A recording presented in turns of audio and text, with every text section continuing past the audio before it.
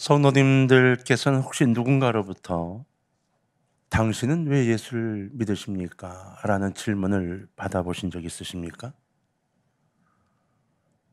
아니, 오늘 당장 지금이라도 누군가가 우리를 향해서 당신은 왜 예수를 믿죠? 라고 묻는다고 하면 아마 우리 각 사람은 이 같은 질문에 대해서 나름대로의 대답을 하게 될 거고, 그 대답을 할 수 있도록 마음에 어느 정도 준비가 되어 있을 겁니다. 어떤 사람들은 예수 그리스도 구속의 은혜와 하나님 나라를 향한 신앙적인 대답을 하는 성도도 있겠죠. 근데 혹은 친구를 사귀기 위해서라든가 또는 복잡하고 어려운 세상을 살아가기 위한 도피처라고 대답하는 사람도 있을 거예요. 심지어는 사업과 이익에 따라라고 대답하는 사람들도 있을지 모르겠습니다. 물론 이러한 대답은 예수를 믿는 이유라기보다 교회를 다니는 이유가 되겠지만 말입니다. 어쨌든 우리는 별 생각 없이 또 이 대답하는데 별 어려움 없이 쉽게 대답할 수 있는 질문이 바로 이겁니다. 왜 예수를 믿으시죠? 그리고 내가 한 대답에 대해서 별다른 피해를 받지도 않는 시대를 우리는 살고 있습니다. 그래서 그렇게 묻는 질문에 별로 중요하게 대답하지 않아도 된다는 생각을 갖고 삽니다. 그러나 예수를 믿는다는 이유만으로 붙잡혀가고 사자의 밥이 되고 십자가에 못 박히고 매맞아 죽는 그런 시절에 이와 같은 질문을 받게 된다면 그때의 대답은 우리가 지금 별 생각 없이 대답하는 것과는 전혀 성질이 다른 것이 될 거예요. 왜냐하면 그 대답 한마디에 우리의 생명이 달려있는 거거든요. 우크라이나 전쟁이 시작이 되고 몇몇 충성스러운 사람들의 죽음이 알려지기 시작을 했습니다. 몰려오는 전차를 향해 호를 나신 나서서 두 팔을 벌리고 대자 모양으로 서서 그 전투 차량을 막은 사람의 모습이 찍힌 영상이라든가 또는 교량을 폭파할 때 시간이 모자라 함께 자폭한 아름다운 청년의 모습도 함께 등장하고 있습니다. 어제 그제까지만 해도 아마 생각지도 못했던 일일 겁니다. 그냥 즐거운 우크라이나라고 생각을 했겠죠. 아십니까 여러분? 우크라이나가 우리보다 훨씬 더 잘 사는 나라였던 것을. 근데 정치인들의 분쟁 가운데 지금 이 지경이 되고 말았습니다. 그럼에도 불구하고 그 나라 민족을 사랑하는 많은 이들이 지금 화염병을 들고 러시아에 대적하고 있습니다. 바로 일주일 전 그들이 갖고 있던 생각과 지금 갖고 있는 생각은 전혀 다른 겁니다. 우리도 마찬가지입니다. 평화로울 때와 그렇지 않을 때의 차이가 굉장한 겁니다. 베드로 사도는 두 개의 편지를 남겼습니다. 교회에 베드로 전서와 베드로 후서 두 개의 편지를 남겼는데 이 편지를 쓸 당시 교회는 로마의 극심한 박해를 받고 있었습니다. 그래서 베드로는 첫 번째 편지였던 베드로 전서 3장 15절로 16절에서 이렇게 기록을 남겼습니다. 너희 마음에 그리스도를 주로 삼아 거룩하게 하고 너희 속에 있는 소망에 관한 이유를 묻는 자에게는 대답할 것을 항상 준비하되 온유와 두려움으로 하고 선한 양심을 가지라.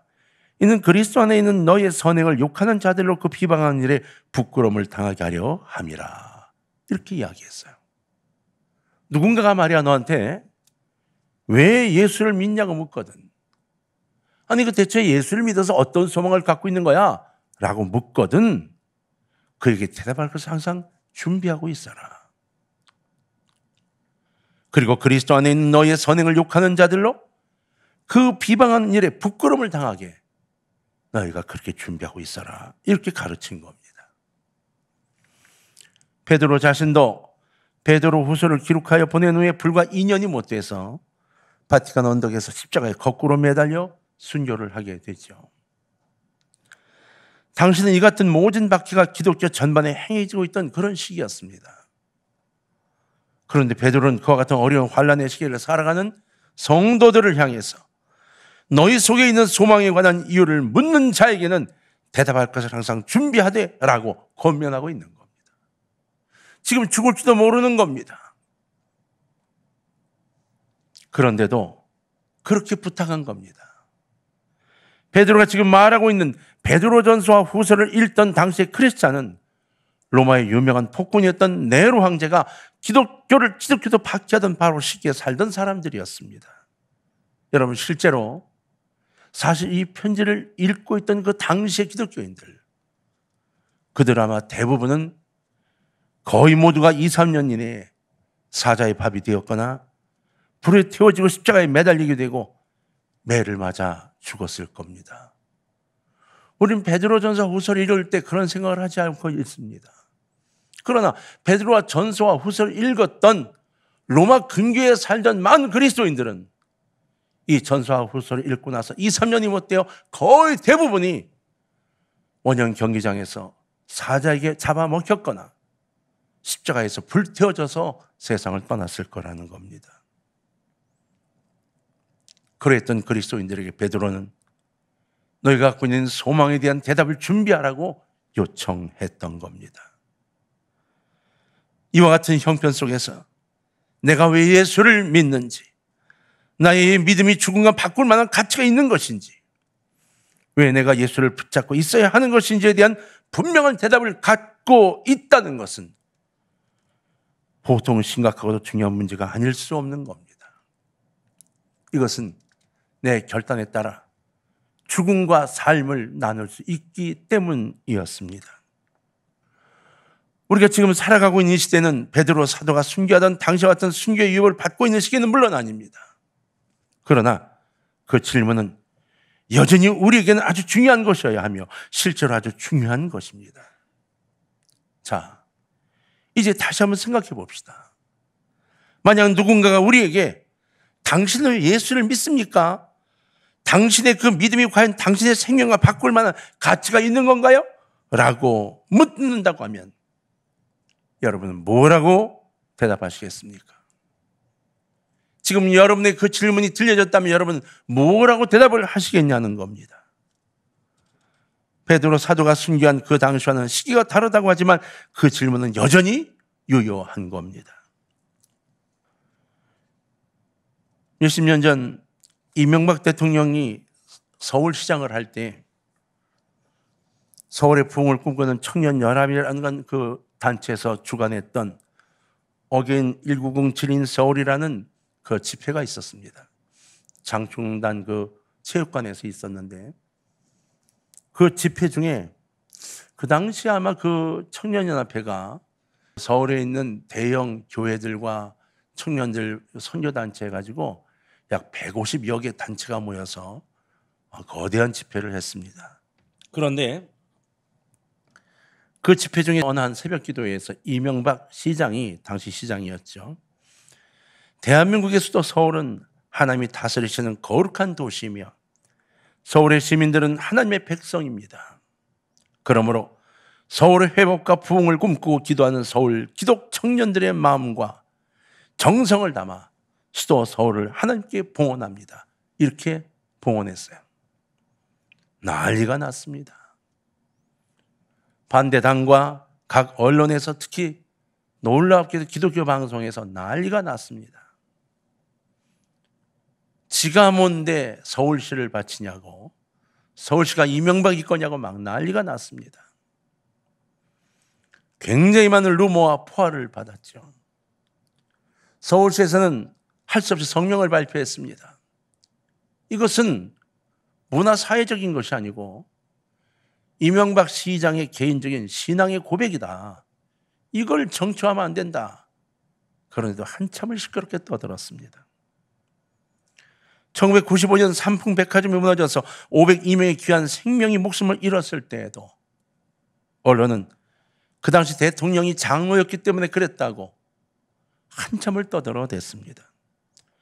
청와대 불상이 없어져서 그렇다고 또 한참을 떠들어댔습니다. 이 루머였었죠. 이런 이야기를 그냥 정치 쪽에서만 듣고 말까요? 아닙니다. 우리 가정에서도 흔히 있는 일이 아닙니까? 우리 이런 소리 많이 듣지 않나요? 우린 말이야 조상 때부터 누구를 섬기고 있는데, 우리는 어떤 신을 섬기고 있는데 네가 다른 신을 섬기면 그 신이 노여해. 뭐 이런 이야기. 또는 우리 집에 우환이 낀 건 내가 예수를 믿기 시작했기 때문이야 라든가, 내가 지금 사업이 잘 안 되는 게 네가 교회를 다녔기 때문이야 라든가, 이런 불의의 박해를 받은 분들이 계시지 않는가요? 똑같은 맥락의 이야기입니다. 그럴 때 여러분은 뭐라고 대답을 하시겠습니까? 뭐라고 대답을 해야만 하나요? 그래도 고마웠게 정치 쪽에서 이야기했던 두 번의 사건 속에 두 분은 다 빠져나가는 대답을 하시지 않았습니다. 자, 이제 여러분 스스로에게 질문해 보십시오. 나는 왜 예수를 믿는가? 1세기 당시 환란한 박해 속에 있던 성도들에게 베드로는, 그러나 의를 위하여 고난을 받으면 복이 있는 자니 그들이 두려워하는 것을 두려워하지 말며 근심하지 말고 너희 마음에 그리스도를 주로 삼아 거룩하게 하고 라고 말씀하셨습니다. 오늘의 이 시대가 고난의 시대이며 혼란하기 때문에 나는 예수를 믿는다는 대답입니다. 당시 시대가 혼탁하고 불안이 가득하고 아무런 희망이 없는 그런 시대였기 때문에 예수를 믿는 일 이 자체가 바로 나의 사명이라고 그렇게 말하고 있는 겁니다. 지금 갈 곳도 보이지 않고, 그리고 무엇이 옳은지도 판단하지 못할 이때, 그래서 내가 예수를 믿고 의지한다고 고백한 거예요. 이 길밖에 없다고. 자, 오늘날 우리 형편은 어떻습니까? 2년이 넘어선 이 코비드19가 얼마나 힘이 있는지 우리를 흔들다 못해 이제 괴멸하게 만들어 놓았습니다. 전 세계 정치인들이 이것을 이용해 가지고 얼마나 많이 써먹었는지 모릅니다. 벌써 코로나로부터 해방된 나라들이 얼마나 많은지 모르는데 아직도 붙들겨 있고 있는 나라가 얼마나 많은지 모릅니다. 우리나라는 아직도 붙잡고 있습니다. 힘이 있다고 옆집 담을 무조건 넘어간 러시아의 우크라이나 침공 등 현대 불안의 요소들은 점점 더 커져가고 있습니다. 유엔이라는 것이 있습니다. 미얀마가 쿠데타가 일어났을 때 그 많은 시민들과 국민들 그리고 기독교인들이 유엔에다 어디에다가 얼마나 많은 진정을 했는지 모릅니다. 근데 유엔이 아무 힘을 쓰지 못했습니다. 우크라이나 안전보장 이사에서 의결되지 못했습니다. 왜요? 전쟁 당사자인 소련이 부결시켰습니다. 거부권을 행사했습니다. 무슨 국제경찰 역할을 한다고요? 아니요. 그냥 힘이 없으면 뺏기고 마는 시대가 되어버리고 만 겁니다. 우리 6.25 때 우리나라를 도울 수 있었던 것은 정말 하나님의 역사가 아니었으면 안 됐을 뻔한 일이 생긴 거였습니다. 우리가 한번 돌아볼 필요가 있죠. 이 복잡하고 그리고 욕심에 가득한 세상 속에 우리는 어떻게 안정을 찾고 또 어떻게 참된 삶을 누릴 수 있을 것인가? 또 어떻게 이 세대의 평안을 전해줄 수 있겠는가? 미안하지만 오직 예수밖에는 전에도 지금도 또 이후에도 그러한 일은 없다는 겁니다. 그 어떤 나라도 해줄 수가 없습니다. 미국이 우크라이나를 지켜줄 수 있을 줄 알았습니다. 아니요. 선포했습니다. 미국은 그곳에 들어가지 않겠다고. 나토도 마찬가지 들어갈 수가 없는 형편이 되고 말았습니다. 왜? 자국의 이익을 위해서 할 수 있는 데까지만 하겠다는 겁니다. 이 전 세계의 모습입니다. 러시아가 무엇을 믿고 전쟁을 시작했을까요? 네, 바로 그것 때문입니다. 빨리 점령해버리면 끝난다고 생각을 하고 있는 겁니다. 이것이 이 세상의 모습인 겁니다. 권력이요? 예. 우린 대선을 앞두고 있는데 대선 주자들의 이야기를 들어보면서 얼굴에 저절로 미소가 떠오릅니다. 미소가 아니라 실수가 떠오릅니다. 나라의 대통령을 하겠다는 사람들이 아주 거짓말. 서로가 거짓말이라고 말합니다. 양보도 안 됩니다. 내가 돼야만 된다고 말합니다. 하지만 돌아보십시오. 내가 돼야 된다고 말했던 그 많은 사람들이 대통령을 다 했습니다. 그런데 그 대통령들 지금 다 어디 가 있습니까? 다 감옥 가 있거나 세상을 떠났습니다. 이 땅 누구를 믿으려고요? 없습니다. 정말 없습니다, 여러분. 오직 예수밖에는 전에도 지금도 또 이후에도 절대로 없습니다.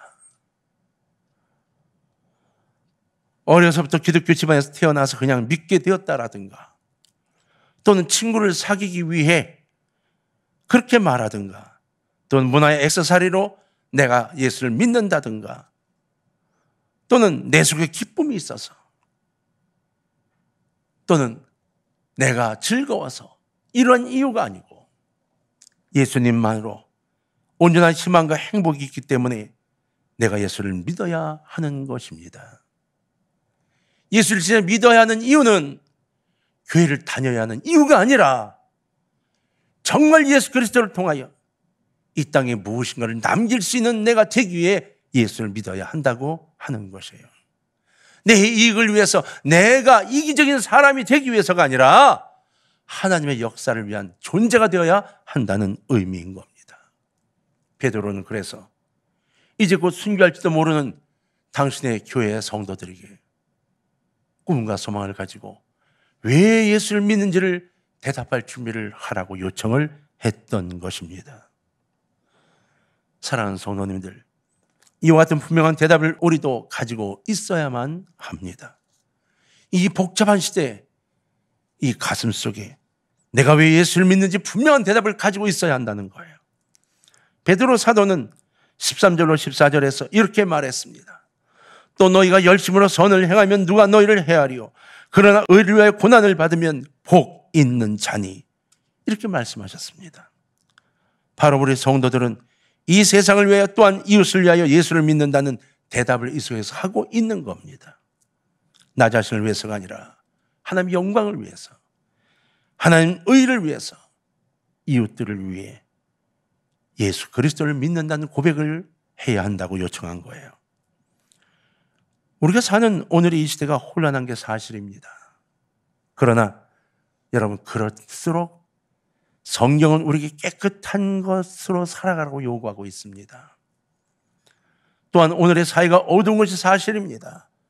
그러나 그럴수록 빛의 사명은 더욱 커져가고 있는 거예요. 그래서 우리에게 소금과 빛이 되기를 요청하셨죠. 여러분, 소돔과 고모라 성을 아시죠? 유황불로 멸망당했죠. 근데 우리에게 바로 그 사명을 깨닫게 해준 아주 귀한 이 말씀입니다. 소돔과 고모라가 멸망한 것은 그 성 안에 가득한 죄악 때문이었다. 이렇게 알고 있고 또 이렇게 설교합니다. 그런데 성경은 아주 중요한 한 가지 이야기를 계속 강조합니다. 아니라고요. 우리가 잊어버리고 싶고 기억하고 싶지 않은 중요한 사실을 성경은 말하고 있어요. 그게 무엇인가요? 그 성 안에 의인 10사람이 없었다는 겁니다. 죄인이요? 죄인은 있을 수밖에 없습니다. 우리 교회는 죄인이 없나요? 아니요. 죄인은 있을 수밖에 없습니다. 그러나 소돔과 고모라에 정말 중요했던 것은 하나님이 원하시는 의인 10명이 없었다는 겁니다. 숫자적으로 아주 소수였기 때문에 그들의 삶이 특히나 외롭고 박해받는 삶이었을지도 모릅니다. 그러나 그들이 최선을 다해서 성도다운 삶, 곧 의인의 삶을 살았다면 10명만 핍박을 받아도 그 삶을 살았다면 소돔과 고모라는 지금도 존재하고 있을 겁니다. 그것 왜 하필 내가 되어야 되냐고요? 왜 내가 그 10명이 되어야 하냐고요? 그래서 우크라이나는 지금 침공을 당하고 있는 겁니다. 정말 놀라운 이야기가 뭔지 아십니까, 여러분? 소련군이 우크라이나를 감싸고 그렇게 많은 병력을 동원시켰습니다. 그동안 우크라이나는 뭐 했는지 아십니까? 계속 공포하고 방송만 하고 언론 플레이만 했지 실제로 국민들을 소집령을 내리질 않았습니다. 비상소집령은 전쟁이 나고 하루가 지나고 나서야 소집령을 내렸습니다. 대비하지 않았다는 겁니다. 전쟁이 일어날 줄 몰랐다는 겁니다. 우리도 마찬가지입니다. 의인 10사람, 내가 아니라 누군가 할 수 있다고 생각하면 함께 무너지고 맙니다. 동강의 가족 여러분, 우리에게 하나님은 계속 말씀하셨습니다. 마지막 시대에 보루가 되라고. 사랑하는 성도님들, 우리가 최선을 다해 성도의 삶, 의인의 삶을 살아가야 하는 것입니다. 그래야 소돔과 고모라도 멸망에서 구출을 받을 수 있었을 것입니다. 바로 이것입니다. 오늘 이 시대가 어둡기 때문에 빛의 역할이 더욱 필요한 것입니다. 이 시대가 썩어가기 때문에 소금의 역할이 더 필요한 것입니다. 오늘 이 시대에 빛이 되고 소금이 되기 위해서는 우리는 예수를 믿어야만 하는 것이고, 그리고 예수를 믿는 사람이 되어야 하는 것입니다. 베드로는 또한 3장 18절에서 이렇게 말했습니다. 그리스도께서도 단번에 죄를 위하여 죽으사 의인으로서 불의한 자를 대신하였으니 이는 우리를 하나님 앞으로 인도하려 하심이라. 할렐루야. 우리가 예수를 믿는 것은 무엇보다도 예수님께서 나를 위해 목숨을 바쳐서 나를 죄에서 해방시켜 주시고 영원한 생명을 주셨기 때문에 이제는 이 새 주인을 위하여 내가 살아야 한다고 외치고 있는 겁니다. 그렇습니다. 여러분, 예수님께서 하라고 하시는 것이 나의 일이 되고 예수님께서 가라고 하시는 방향지시가 나의 인생관이 되어야 하며 예수님께서 나를 사망에서 구원하셔서 하나님께 인도하셨으니 내가 섬겨야 할 분은 바로 하나님 그분이 되어야 하는 것이며 그분이 우리에게 따라가야 할 길을 제시해 주셨으니 우리가 가야 할 길은 바로 예수 그리스도인 것입니다. 예수님께서 우리를 향하여 나를 따라오라고 말씀하셨습니다. 여기에 나를 따라오라에 따라간다는 표현은 지난번에 설교하면서 말씀을 드렸지만 그의 발자국을 밟고 따라가는 겁니다. 내 왼발이 그의 왼쪽 발자국을, 오른발이 오른쪽 발자국을, 그 발자국을 따라가는 거예요. 옛날 그 인천에 있을 때 아이들을 데리고 나가서 눈이 왔을 때 겨울에 이걸 가르쳐 본 적이 있어요.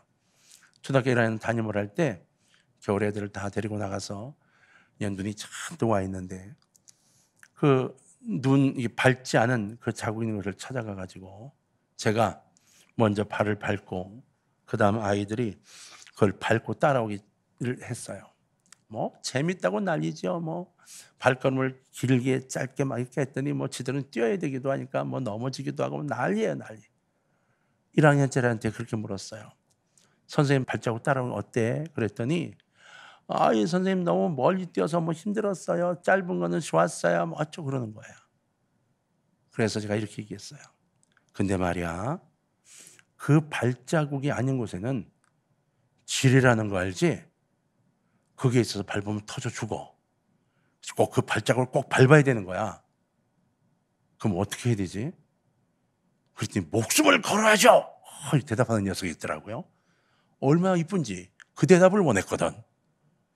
맞아요. 초등학교 1학년짜리도 그것을 알더라고요. 여러분, 예수님 우리에게 이렇게 말씀하신 거예요. 정말 마지막까지 나를 따라와야 한단다.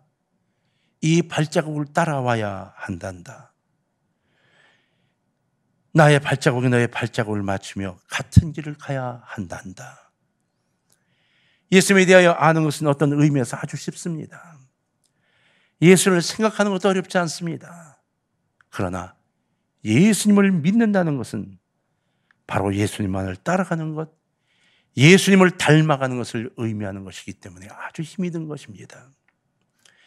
예수님께서 지나가신 발자국을 밟고 예수님이 걸어가신 길을 걷는 것을 의미하는 이 단어는 내 인생 전체가 한 곳을 바라보며 그 발자국 위에 또 발자국을 놓으며 실수할까 봐 두려워하고 걸어가는 것을 의미합니다.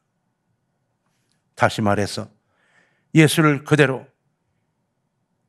닮아가는, 예수님만 닮아가는 것, 곧 예수만 바라보는 십자가의 군병의 삶, 그것을 말하고 있는 겁니다.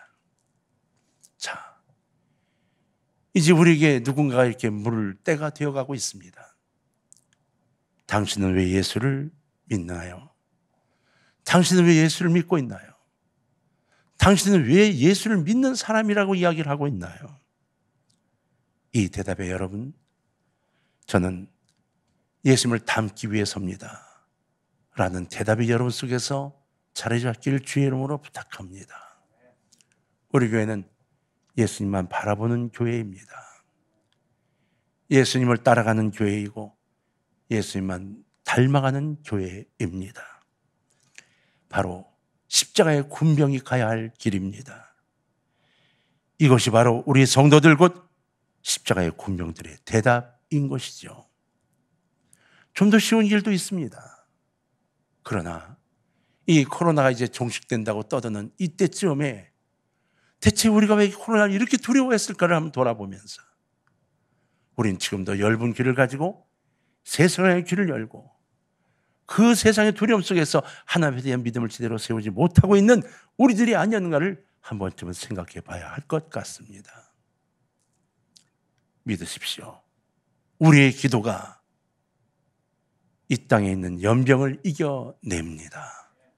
우리의 기도가 전쟁을 이겨내고 우리의 기도가 악한 마귀를 이겨냅니다. 우리의 기도가 대구를 살릴 것이고 이 나라를 살릴 것입니다. 여러분은 왜 예수를 믿으시나요? 예수님을 닮기 위해. 이 대답이 여러분 가슴속에 꼭 자리 잡는 이 한 주간 그리고 3월의 시작이 되기를 주의 이름으로 부탁합니다.